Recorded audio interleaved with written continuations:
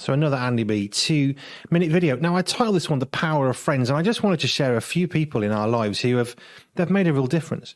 And why do I want to share this? Well, Jesus had 12 disciples. He had this kind of inner circle of closer disciples, if you like.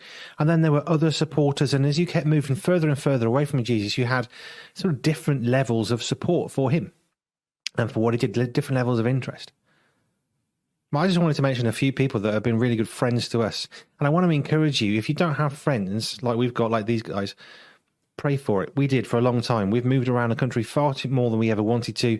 That's just the vagaries of employment and unemployment and COVID and housing and all the rest of it.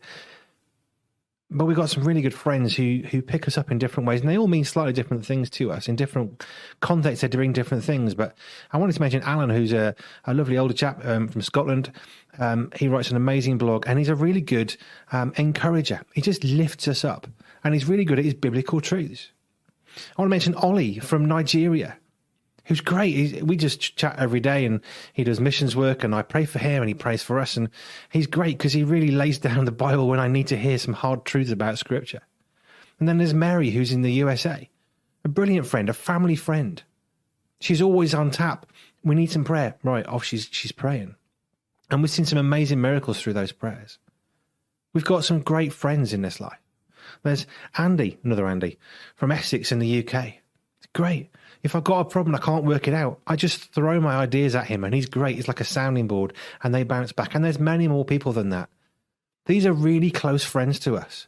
Why? Because they're in our lives every day. What does that mean? Well, it means they're there to help us and to encourage us, and we encourage and help them.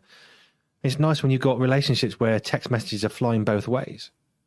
And these people, they're really precious to us because what they do is they encourage us and they uplift us. Have you got people like that in your life? It's easy to ask that question. We didn't have for quite a few years. We were traveling and doing and ministry and stuff, and we really missed the value of friendships because everyone felt quite distant.